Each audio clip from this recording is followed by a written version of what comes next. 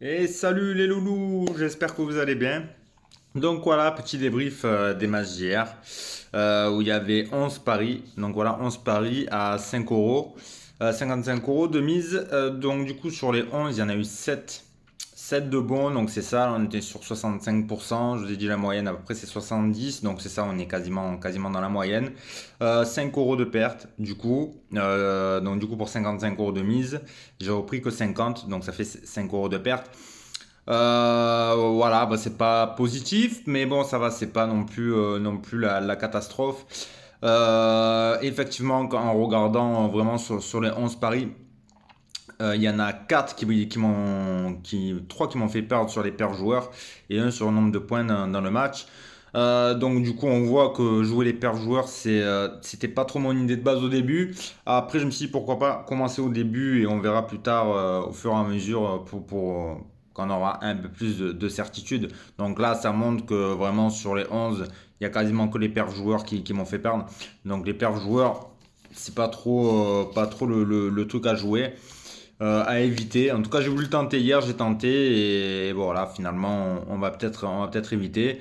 Après, il y a certains joueurs qui ont montré quand même une certaine solidité ou qui m'ont rassuré sur certaines choses. C'est vrai qu'un joueur, c'est facile de le dire après, mais c'est vrai qu'hier, je m'étais penché un peu sur le rookie numéro 1 de la draft, Banchero. Je voulais le mettre à minimum 20 points, mais c'est vrai que la cote n'était pas énorme. Je crois qu'elle était qu'à 1,30 pour un rookie, premier match. Je trouve la cote trop basse par rapport aux 20 points. Je me souviens, il y a 3 ans, Morent, le premier match était à 20 points, la cote était à 4,50. À 4,50. Donc, et on voit ses stats de maintenant. Donc là, je me dis, voilà, rookie, premier match.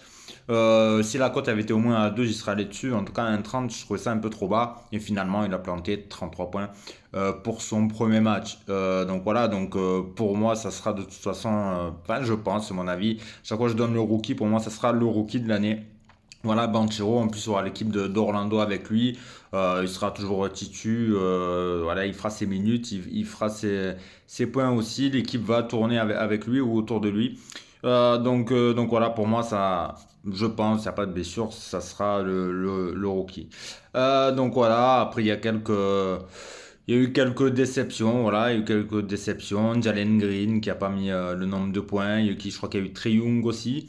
Trae Young aussi, c'est vrai que en association, c'est ça aussi le problème, c'est que Town aussi. Alors ces deux joueurs-là, le problème c'est que comme ils sont associés avec des nouvelles recrues qui scorent pas mal, c'est vrai que ça fait baisser le. Oula, tu prends le téléphone. C'est vrai que ça fait baisser leur nombre de points, leur perf. Quand je vois qu'il y a du coup Deronte Murray qui est à Atlanta, ça fait baisser le nombre de points de Trae Young. Et pareil pour Kat, pour Town, avec l'arrivée de Gobert, on voit hier Gobert, il a planté aussi 33 points, il me semble, ce qui fait baisser forcément le nombre de points de Town. Donc ça aussi, c'était à prendre en compte. J'avais pas fait avant, j'aurais dû, mais voilà, mais au moins c'est bien, comme ça permet de régler la mire et de savoir à peu près où on va et ce qu'il faudra jouer après. Voilà. Ensuite, du coup, ce soir, il y a deux matchs. Du coup, ce soir, il y a deux matchs. Il y a Philly qui reçoit les Bucks. Et ensuite, le choc de Los Angeles et les Lakers qui reçoivent les Clippers. Donc plusieurs points. Pareil, pour savoir qui va gagner. J'avais hésité, je voulais pas trop mettre de vainqueur. Euh, Au début, je voulais mettre aller sur Milwaukee à 2,40. Je sais pas pourquoi. Après, j'ai vu qu'ils avaient quand même pas mal d'absents. Est-ce que Giannis pourra supporter toute la charge de cette équipe contre une équipe de Philly qui a déjà joué un match, mais qui a perdu à Boston? Les Bucks sont capables de le faire. Après, il y a peut-être un peu trop d'absents. Giannis, dans quel état il sera, mais après, on le connaît, quand il est tout seul, il est capable de scorer, de faire des triples-doubles. Mais, mais est-ce que ça sera suffisant?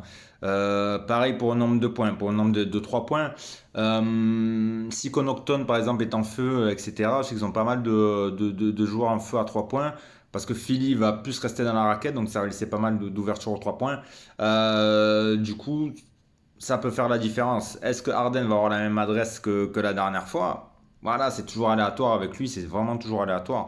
Voilà, il a quand même planté 35 points le dernier match, il fait la même perf. Ça va être compliqué pour les Bucks. Donc voilà, donc je suis pas allé dessus. Par contre, j'allais plus encore sur les perfs joueurs. Ça risquera encore de faire perdre. Deux perfs joueurs ce soir et après je vous dirai.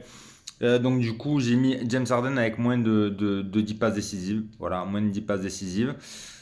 Cote 1,70, j'ai trouvé la cote intéressante, donc je suis allé dessus. Voilà.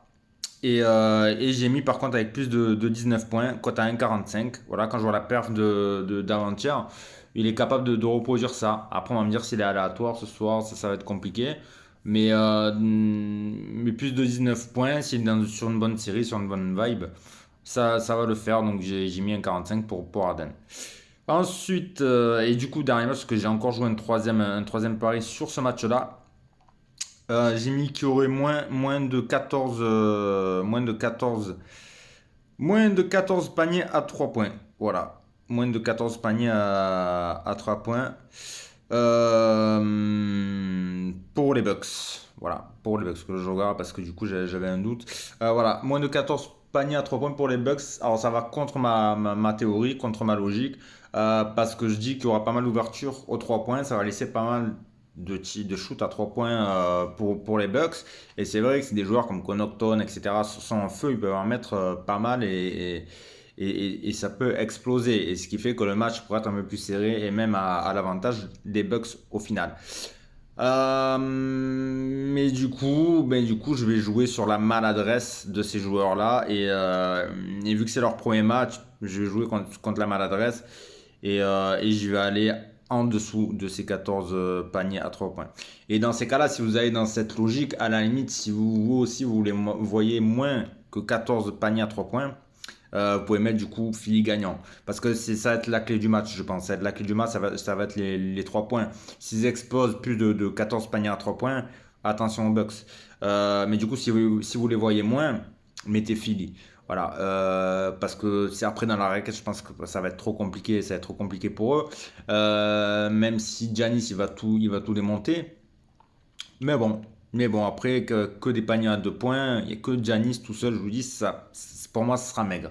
S'il n'y a pas de panier à 3 points derrière, ça sera pas suffisant pour que les Bucks puissent faire quelque chose. Voilà.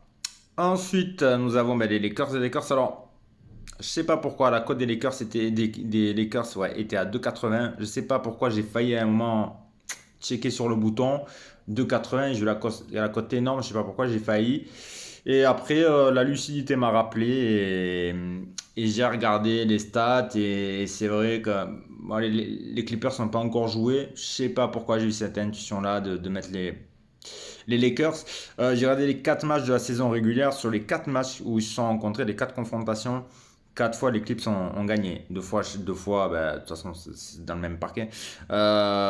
Domicile et extérieur, c'est le même parquet. Donc, mais 4 fois, ils ont gagné. Pas de beaucoup, j'avoue, il y a une fois où ils ont gagné assez facilement, mais après, ça a toujours été quasiment de 3 points d'écart. À chaque fois, ils ont gagné, en sachant que l'année dernière, il n'y avait pas Leonard. Et là, alors ce que je comprends pas, c'est qu'apparemment, il est mis sur la feuille de match. Leonard est mis sur la feuille de match, par contre, il est sur aucun pari. On n'arrive pas à mettre ses perfs joueurs, c'est dommage parce que c'est lui vraiment que je voulais mettre ce soir en perf joueur. Je voulais mettre Leonard au moins à 20 points. Pour le moment, il n'est pas disponible. Donc à checker peut-être sur les sites, peut-être que il est dispo sur les coups de 22-23 heures ou même au dernier moment si vous voyez que voilà qu'il va jouer. Si certains sites mettent ses perfs joueurs, allez-y. Voilà, moi Leonard, c'est vraiment quelqu'un que j'attends. Pour moi, il sera dans la liste au MVP. Je sais pas pourquoi, mais je le sens. Je le sens. 700 matchs ratés, je crois. 700 matchs qui a pas joué. Et apparemment, il est remonté comme un coucou. Et il y a certains joueurs comme ça, niveau All-Star, quand ils reviennent, qu'ils ont vraiment la niaque, ça fait peur. Même Paul George a dit, si Paul George a dit, à mon avis, ça risque de faire des dégâts. Alors, à moins qu'ils soient en load management, mais je vois pas un load management sur un premier match. En plus, contre les Lakers, je vois pas. Donc, je suis un peu dégoûté qu'il passe à stat. Du coup, ça effacerait les perfs de Paul George. Donc, je vais pas aller sur Paul George. J'ai fait simple et efficace. J'ai mis la victoire des Clips à 1,43. C'était l'un ou l'autre. cote plus intéressante forcément au niveau des Lakers. Mais pour moi, je pense que Kawhi va jouer. Et cette équipe des Lakers, ok, il y a LeBron, il y a Davis, mais je pense que Beverley et Westbrook, c'est un peu trop léger. C'est un peu trop léger en face, en sachant qu'ils ont vraiment une très très bonne défense, les Clips. C'est assez.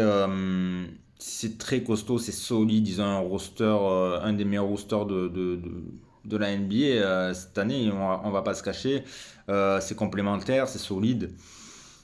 Voilà, pour leur premier match, il peut tout, voilà, c'est leur premier match, tout peut se passer, mais non, je vais quand même sur les clips à 1,43. Voilà, donc ce soir, ben, ouais, j'ai pas pris énormément de risques. Je vous ai dit, je partais avec un capital de 100. Pour le moment, j'ai mis 75 et il reste 64. Donc voilà, donc en fait, en gros, grosso modo, en rajoutant les 25 que j'ai pas joué, il restera 89. Voilà, donc là, c'est comme s'il nous restait 89. Total de 89. Et ce soir, j'ai misé exactement, je vais vous dire, 20 euros. Donc voilà, donc 5 euros par pari. Gain potentiel max 30, donc c'est pas énorme, ça ferait que 10 euros de gain. Voilà, j'ai pas trouvé de cote non plus trop intéressante. J'ai pas voulu miser plus non plus pour pas perdre.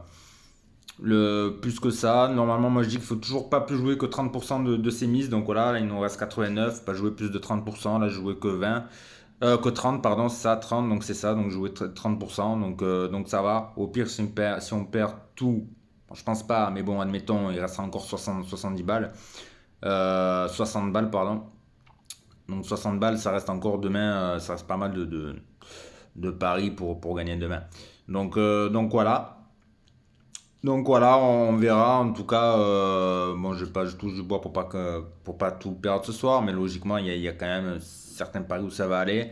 Il n'y a pas de trop petites cotes, c'est pour ça que j'ai pas voulu jouer de trop petites cotes non plus, et j'ai pas vu des cotes trop intéressantes, à part celle-là. Moi qui voulais pas jouer les paires joueurs, malheureusement, je suis allé dessus parce que je trouvais que ces cotes-là étaient intéressantes. Harden à moins de 10 passes, 1,70. La deuxième plus intéressante, c'est à 1,55. Voilà, moins de 14 paniers à 3 points du côté des Bucks. Et après, ces deux cotes à 1,43 et 1,45. Pareil, Harden a plus de 19 points. Je trouve que la cote est belle. Pour au moins 20 points du côté d'Harden. Et puis voilà, et puis les Clippers à 1,43. Voilà. Bon, je pense qu'il y en a au moins deux qui vont passer. Voilà. Après, le but, c'est pas de perdre non plus. Le mieux, ça aurait été de jouer au moins des cotes à 2. Ça aurait été intéressant, mais j'ai pas vu de cote intéressante. Après, si vous voulez faire un peu les foufous, j'ai hésité du côté des Bucks, j'ai hésité aussi du côté des Lakers, je le reconnais. Peut-être que je vais me mordre les doigts demain. Après, c'est vrai que vous pouvez jouer que 5 euros. Voilà, comme ça, vous prenez pas de risque. Le capital, il va pas trop baisser, vous perdrez que 10 en plus. Mais à la limite, vous jouez 5 euros pour les Bucks et 5 euros du coup, sur les Lakers. Voilà, 2,40 pour les Bucks, 2,80 pour les Lakers. Mais enfin, s'il y en a un qui passe, vous êtes gagnant. Vous êtes même plus que remboursé. Vous gagnez au moins 2 euros si les Bucks gagnent. Et vous gagnez 4 euros en tout, en plus, hein, si les Lakers gagnent. Et si les deux, bon, de toute façon, vous gagnez 6 euros. Donc voilà, donc à vous de voir. À vous de voir. Et puis voilà, moi je reste comme ça pour le moment. Et puis on se voit demain. Ciao les loulous, bonne soirée.